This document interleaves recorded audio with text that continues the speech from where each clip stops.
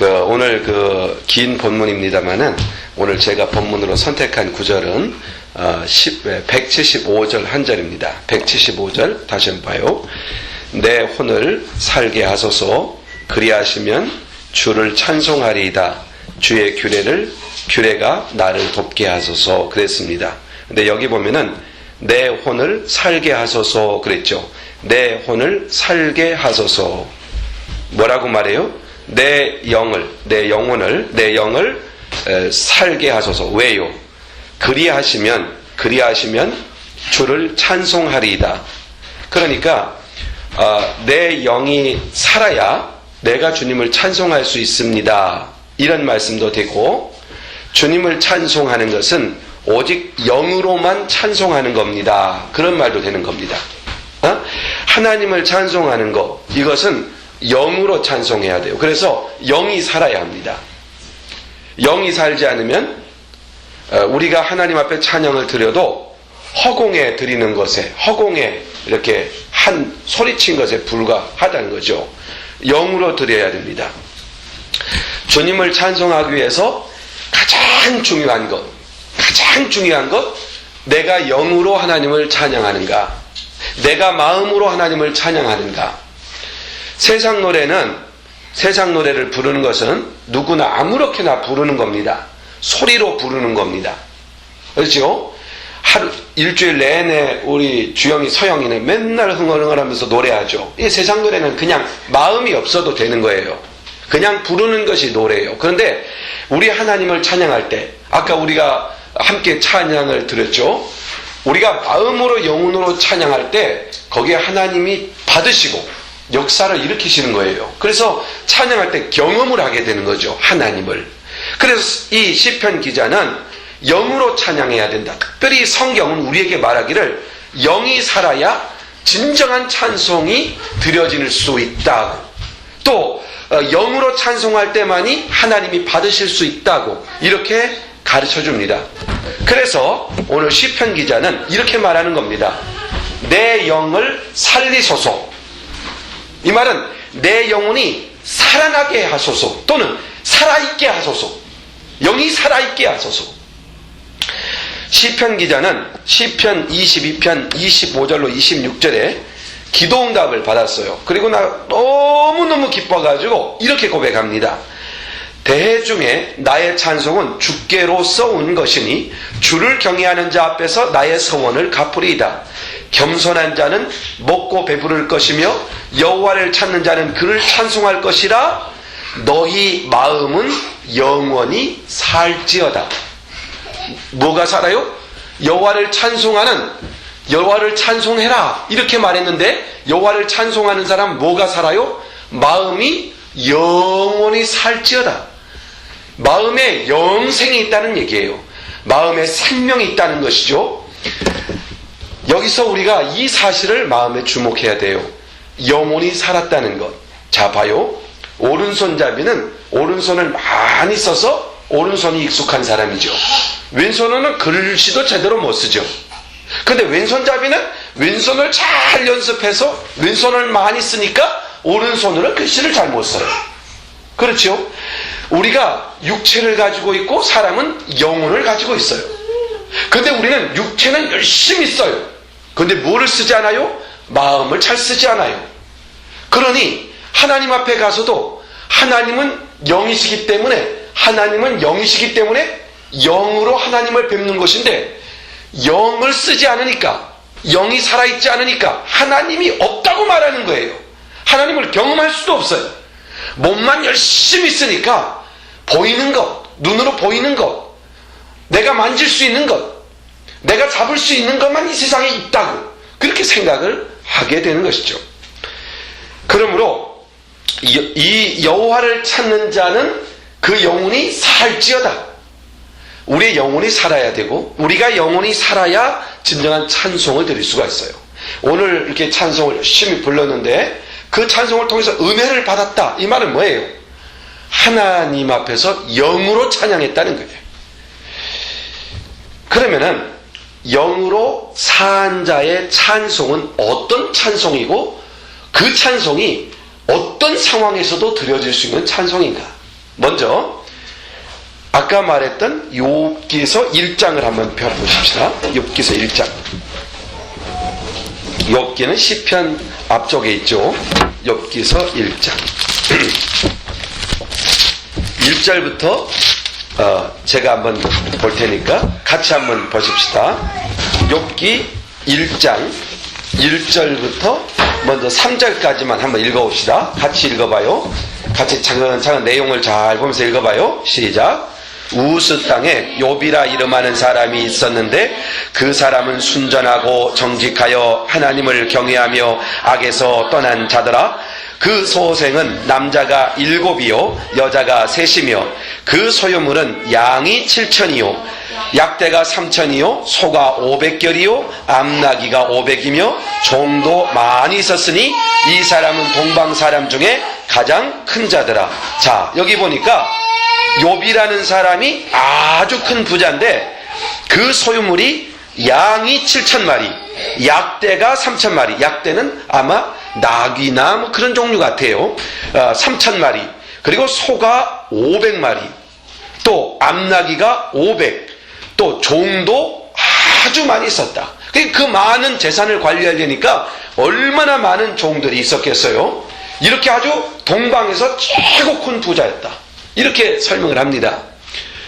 그런데 13절 이하를 한번 가봅시다. 13절로 가봐요. 13절 읽어봅니다. 15절까지. 하루는 욥의 자녀들이 그 맏형 집에서 식물을 먹으며 포도주를 마실 때에 사자가 욥에게 와서 고하되 소는 밭을 갈고 나귀는 그 곁에서 풀을 먹는데 스밧 사람이 갑자기 이르러 그것을 빼앗고 칼로 종을 죽였나이다. 나만 홀로 피한 고로 주인께 고하러 왔나이다. 이렇게 말씀합니다. 소가 500마리, 나귀가 500마리였는데 스밧 사람들이 쳐들어와서 단순간에 그것을 관리하는 종들을 다 죽이고 소 500마리, 나귀 500마리를 빼앗아갔다는 얘기입니다. 아주 순식간에 이루어진 일이죠. 그리고 계속해서 16절 이하를 보세요. 그가 아직 말할 때 또 한 사람이 와서 고하되 하나님의 불이 하늘에서 내려와서 양과 종을 살라버렸나이다. 나만 홀로 피한 고로 주인께 고하러 왔나이다. 17절.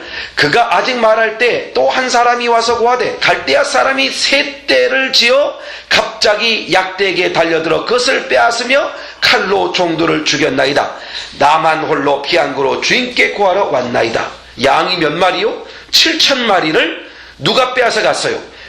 하늘에서 벼락이 쳐서 순간 사람들이 다 죽고 또 양들도 그 벼락 맞아서 양들이 그 순간 다 죽어버렸어요. 이런 일이 벌어질 수 있나요? 이런 일이 벌어졌어요. 또 더 나아가서 갈대아 사람들이 쳐들어와서 갑자기 약대면은 낙타들을 관리하는 사람을 다 죽이고 약대 3,000마리를 뺏어갔어요. 계속해서 18절을 보십시오. 그가 아직 말할 때 또 한 사람이 와서 고하되 주인의 자녀들이 그 맏형 집에서 식물을 먹으며 포도주를 마시더니 거친 들에서 대풍이 와서 토네이도가 와서 내 집 모퉁이를 치매 그 소년들이 위에 무너짐으로 그들이 죽었나이다. 나만 홀로 피한 고로 주께 고하러 왔나이다. 토네이도가 와서 10형제 욥의 10 자녀들이 모여서 파티하고 있는 집에 토네이도가 와가지고 집을 무너뜨려가지고 그 순간 10 자녀가 한꺼번에 죽었다는 거예요. 이런 소식을 순식간에 이 끔찍한 이야기를 욥이 듣게 되었어요. 그것도 순차적으로 이런 내용들을 한순간에 다 듣게 되었어요. 이런 상황에서 욥이 어떤 심정이었을까? 욥의 마음이 얼마나 참담했을까? 그런데 더 놀라운 사실이, 더 중요한 사실이 있어요. 그것은 바로 20절 이하예요. 이런 일을 당면한 욥이 어떤 고백을 하고 있는지 한번 보세요. 20절은 다 같이 읽습니다. 20절 21절 시작. 욥이 일어나 겉옷을 찢고 머리털을 밀고 땅에 엎드려 경배하며 가로되 내가 모태에서 적신으로 나와 싸운즉 또한 적신으로 그리로 돌아올지라. 주신 자도 여호와시오 취하신 자도 여호와시오니 여호와의 이름이 찬송을 받을지어다. 참 이해하기가 힘든 얘기죠. 가축과 재산을 다 잃었어요. 종들은 다 죽었어요. 그리고 자녀들까지 죽었어요. 이 비참하고 원망스럽고 기가 막힌 상황이었어요. 그런데 욥은 여기 적신으로 나왔다, 이 말은 빈손으로 나왔다는 거예요. 빈손으로 엄마 뱃속에서 나왔으니 다 가져간들 빈손으로 죽게로 돌아가는 것이 당연하지 않느냐. 그것으로 인하여 원망하지 않아요. 22절에 보면 이런 말을 해요. 이 모든 일에 욥이 범죄하지 아니하고 하나님을 향하여 어리석게 원망하지도 않았다. 지금 우리는 이 기사를 읽고 있으니까 욥에게 그런 일이 있었겠구나. 근데 한번 입장을 바꿔봐요. 학교를 갔어요. 학교를 갔는데 어느 순간 책을 내 박스에다 집어넣었는데 가서 열어보니까 누가 훔쳐가고 아무것도 없어요. 체육 시간에 체육복을 입고 열심히 운동하고 왔는데 내 옷을 다 가져가 버렸어요. 또 집에 오는 길에 돌부리에 넘어져서 코가 깨졌어요. 그리고 또 버스를 탔는데 그 버스가 꽝 사고 나서 사람들이 몽땅 죽었어요. 이런 일들을 내가 목격하고, 그런데도 욥처럼 이 모든 일에 인하여 원망하지 않고, 그리고 집에 돌아왔어요. 그 집은 불이 타서 다 없어졌어요. 엄마도 없고 아빠도 없고 다 죽었어요. 나 혼자 남았어요. 그런데도 욥처럼 이렇게 할 수 있겠어요? 지금 욥이 그런 상황이에요. 욥이 그런 상황이에요. 그런데 욥은 도리어 이런 환경에서 하나님을 뭐 했다고요? 뭐 했다고요? 다시 한번 22절 봐요. 22절. 이런 상황에서 뭐 했다고요? 마지막. 여호와의 이름을 찬송 받으실지어다. 하나님 앞에 뭐 했어요? 찬송하고 있어요. 이게 말이 됩니까? 이거는 미친 사람이 아니면은 그렇게 할 수가 없죠. 정상적인 사람이 이 상황에서 어떻게 하나님을 찬송할 수가 있어요? 미친 사람이라면 가능할 수 있겠죠. 아니면 미친 사람이 아닌데도 그럴 수 있는 사람이 있어요. 그 사람이 누군지 압니까? 영이 살아있는 사람이에요. 영이 살아있는 사람. 욥이 미쳐서 그런 게 아니라 영이 살아있었기 때문에, 그는 영의 사람이었기 때문에. 자, 한 곳 더 보십시다. 영의 사람은 어떤 환경에든지 찬송할 수가 있어요. 달리 말해서 어떤 환경에든지 찬송할 수 있는 사람은 어떤 사람이라고요? 영이 살아있는 사람이에요. 자, 사도행전 16장으로 가봐요. 사도행전 16장 찾아봐요. 미리 찾아놨으면 체크할 필요한 거 열어봐요. 사도행전 16장.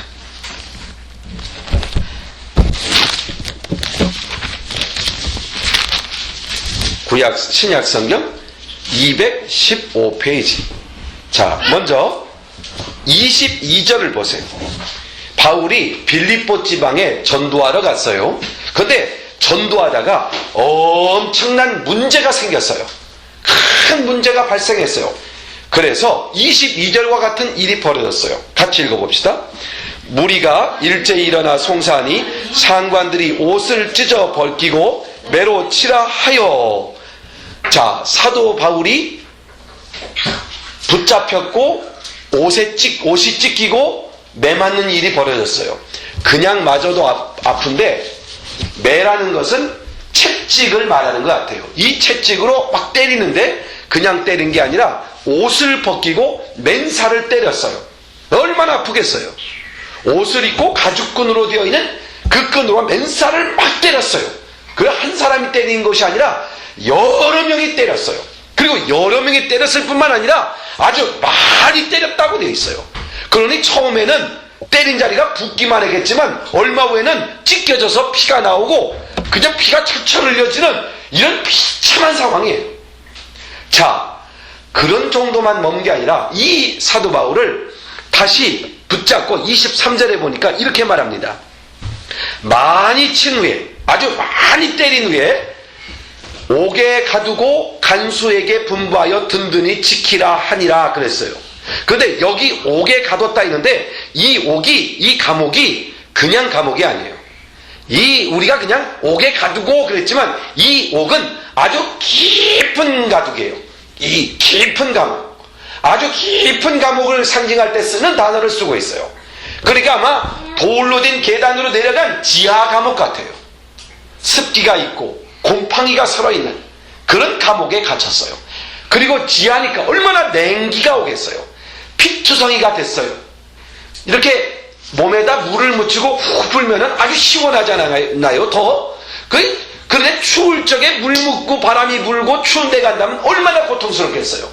피가 난자해져 있고 그런 사도 바울을 지하 감옥 그곳에 가뒀어요. 습기가 있고 추운 곳에 가뒀을 뿐만 아니라 손과 발에다가 쇠고랑이를 채워서 쇠사슬을 채워서 착고까지 채웠다 그랬어요. 그러니 얼마나 고통스럽겠어요. 그리고 군사들이 지켜요. 이 지경이라면 만약에 저와 여러분이 이런 지경에 있다고 생각해봐요. 아무 죄도 없이 억울하게 잘못한 것도 없는데 붙잡아다가 매로 치고 피가 난자히 나도록 치고 그리고 끌어다가 차기찬 감옥 속에 가두고 착고를 채우고 그리고 지키고 있어요. 얼마나 억울하겠어요.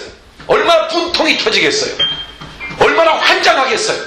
그런데 그런 상황에서도 사도 바울이 어떻게 했나 보세요.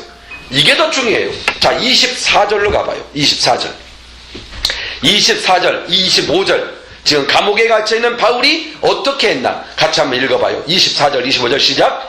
그가 이러한 영을 받아 저희를 깊은 감옥에 가두고 그 발에 착고를 든든히 채웠더니 밤중쯤 되어 바울과 실라가 기도하고 하나님을 찬미하매. 아니 이런 상황인데 이런 지경에 하나님을 찬양하였다. 미친 사람이 아니고 이럴 수는 없죠. 그럼에도 불구하고 찬양하였다면 사도 바울과 실라는 뭐가 살아있어요? 영이 살아있는 것입니다. 영이 살아있는 것이죠. 바울은 영이 살아있었기 때문에 참으라고 암담한 상황이었지만 하나님을 찬송할 수가 있었던 것이죠. 한 곳 더 보십시다. 하박국서 3장. 구약성경 하박국 3장.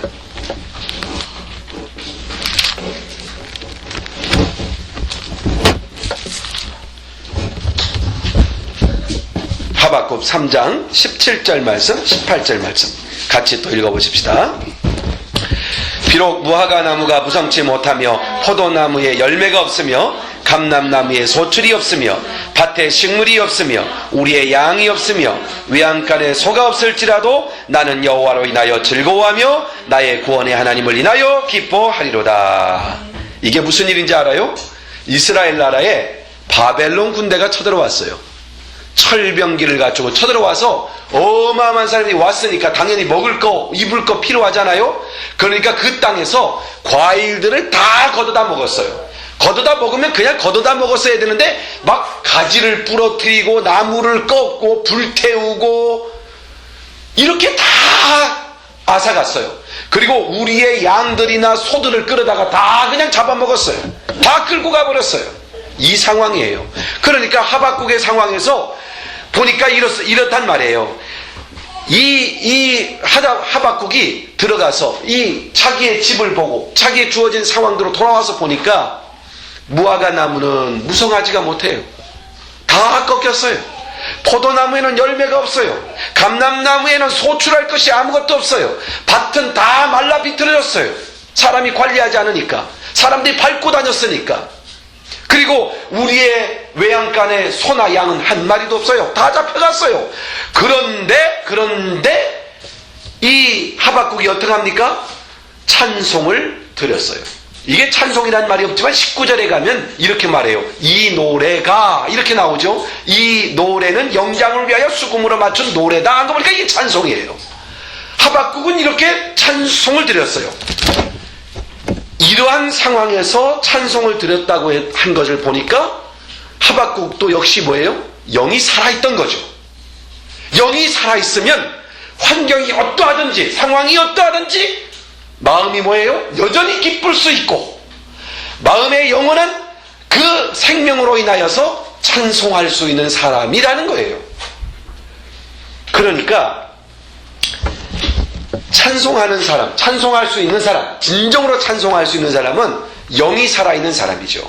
영이 살아있는 사람은 어떤 환경에든지 찬양할 수가 있어요. 찬송은 영으로 드리는 것이라는 것. 이 사실을 마음에 꼭 기억할 때, 그러면 영으로 살아간다는 것은 어떤 것일까를 좀 생각해 볼 필요가 있겠죠. 영으로 살아간다는 것은 어떤 것일까? 우리는 이미 그 사실을 알아요. 그런데 다시 한번 점검해 봐요. 영으로 살아간다는 것은 오늘 본문의 내용을 보니까 진심을 담아 마음으로, 영으로 찬양할 수 있는 사람, 즉 찬송하며 살아가는 사람, 이게 바로 영으로 살아간다는 거예요. 내가 날마다 찬송하는가? 내 마음에 찬양이 있는가? 제가 충만한 교회가 교육전사 시절에 안양 충만한 교회라는 교회에서 전도 생활했는데 1989년도 12월 성탄절을 맞이해서 프로젝트를 하나 준비했어요. 그게 뭐냐면은 찬양 예배를 드리는 거였어요. 중고등부 아이들을 중심으로 중고등부 애들 한 40-50명 정도 찬양팀을 구성해서 앞에 나와서 성가대처럼 앞에 탁 진열하고 찬양을 인도하며 찬양 집회를 하는 거였어요. 그래서 찬양을 한 20곡 정도 메들리로 함께 부르면서 찬양을 드리는 그런 계획을 가졌었어요. 전교인들을 초대해서 찬양을 하려고 했는데, 그래서 이제 그 당시에는 이렇게 쏴서 이렇게 스크린을 만드는 그런 시스템이 있어야 되는데, 그 당시 우리 교회는 그걸 구비하지 못하고 있었어요. 그래서 어쩔 수 없이 찬양할 것을 미리 정해가지고 코드별로 구분해서 찬양집을 만들었어요. 그래서 그것을 제가 준비하려고 바빠서 그 당시 우리 집사람하고 조금 교제할 당시였는데 부탁을 했어요. 내가 찬양집을 하나 만드는데 이거 모아가지고 카피를 해서 찬양집을 완성시켜 줄 수 있느냐? 한 150부 정도만 해달라고 일단은 그랬어요. 몇 분인지는 기억이 안 나요. 그래서 부탁을 했어요. 그리고 나서 열심히 우리는 찬양 연습하고 준비를 했어요. 얼마 후에 찬양집을 다 편집했고 이제 마지막 표지를 해야 되는데 표지 제목을 뭘로 해야 됩니까? 이렇게 묻는 거예요. 그래서 저도 생각을 해봤어요. 근데 우리 집사람이 만들어 왔어요. 제목은 뭐냐면 영으로 찬양이었어요. 영으로 찬양. 근데 찬양 제목이 그 찬양 그 악보 제목, 그 찬양집 제목이지만 참 마음에 들었어요. 그래, 우리 찬양 집회는 영으로 드려야 되는 것이다. 하나님을 영으로 찬양하자. 아주 마음에 와닿고 영으로 찬양해야 된다고 하는 것에서 새롭게 다시 한번 이렇게 깨달았고, 또 영으로 찬양하겠다는 그런 다짐을 그때 다시 한번 확실히 가진 적이 있어요. 그리고 그 다음부터 제가 찬송 한 곡을 불러도 영으로 찬양해야겠다. 왜 영으로 찬양하면은 은혜가 돼요. 그저 혼자 부르든 여럿이 부르든 전체가 부르든 내가 영으로 내 하나님을 앞에 찬양하면 큰 은혜가 돼요. 그 다음부터 충만한 교회 목회할 때나 이 안양에서 충만한 교회 목회할 때나 또 저기 수원에서 그리고 맨하탄에서 섬길 때나 여기 있을 때나 찬양집을 만들면 항상 제목이 영으로 찬양, 영으로 찬양, 영으로 찬양을 불러야 돼요. 왜 우리가 영으로 찬양을 드려야 될까요? 반드시 요한복음 4장 23절 이하에 보면 하나님은 영이시니 예배하는 자가 신령과 진정으로 예배할지니라 그랬어요. 하나님은 누구시라고요? 영이시기 때문에. 영이신 하나님은 영으로 대화하는 거예요. 영어권에 가서는 영어로 대화를 해야 되죠. 한국에 가서는 한국말로 대화하죠. 하나님 나라에서는 영으로 대화하는 것입니다. 영으로. 우리들의 언어나 우리들의 고백이 영으로 이렇게 전달되지 않는다면 전달될 수가 없어요. 하나님은 영이시기 때문에. 왜 사람들이 하나님 앞에 나아가서 하나님과의 만남을 자주 누리지 못할까요? 이것을 잊어서 그래요. 하나님은 영이시구나. 하나님은 영이신데 우리가 마음으로 하나님만을 만나고 영으로 마음으로 하나님과 대화하고 만나는 것인데 이게 발달이 안 돼서 왼손잡이가 갑자기 오른손으로 글을 쓴다든지 오른손잡이가 왼손으로 글을 쓰는 것과 같이 하나님과 대화하는 게 이게 익숙치가 못한 거죠. 그래서 하나님과 대화가 원활하지 않으니까 하나님 없다. 하나님 나를 안 만나주신다. 이렇게 말하는 거죠. 하나님은 영이시기 때문에 하나님 앞에 나갈 때는 영으로 나아가야 되는 겁니다. 그러므로 영으로 나아갈 때 하나님을 만나고 영으로 찬양하면 하나님의 임재를 경험하게 되는 것이죠.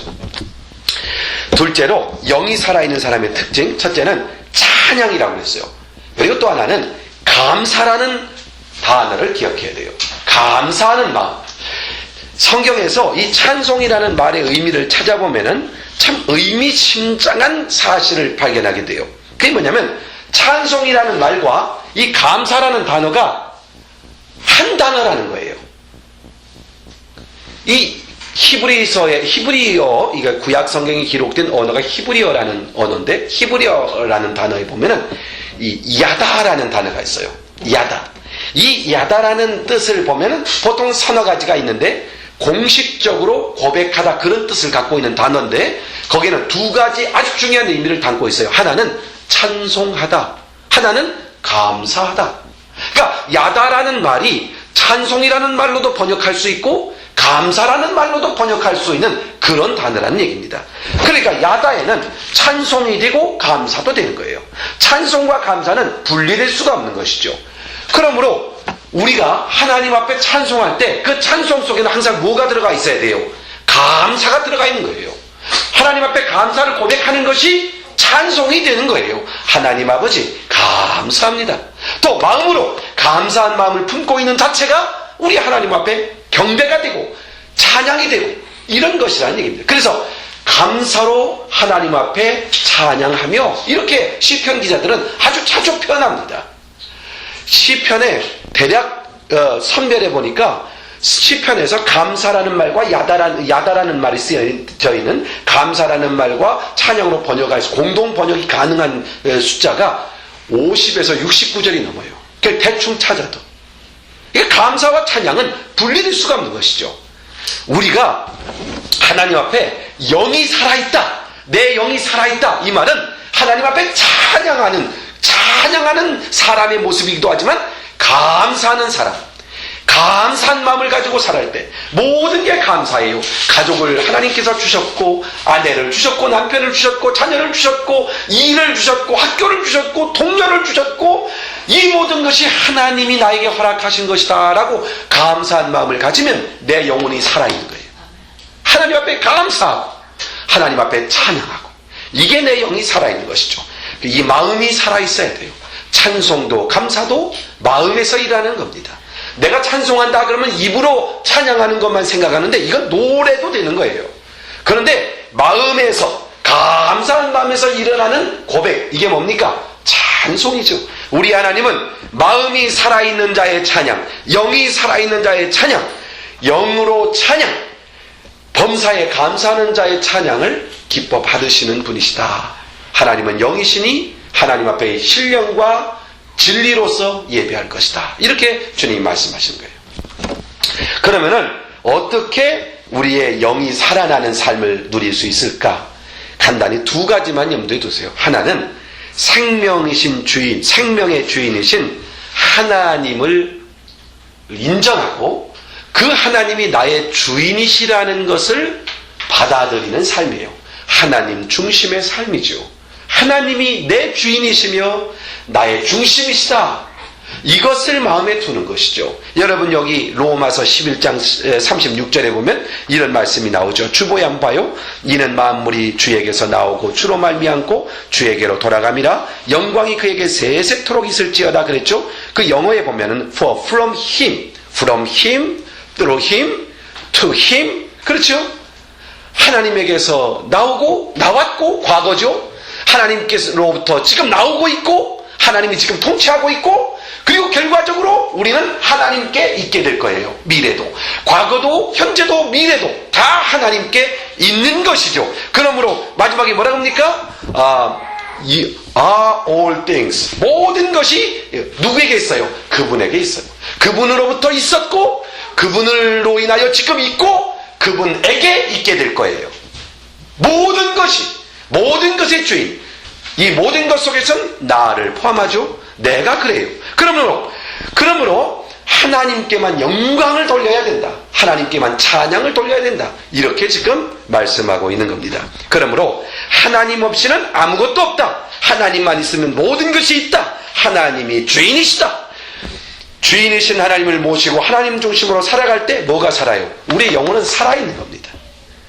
생명은 하나님께 있고 하나님과 내가 함께 있고, 그래서 내가 살아있는 거예요. 그리고 또 하나, 우리 안에 역사하시는 성령님의 도움을 받아들일 때 영이 살아나는 겁니다.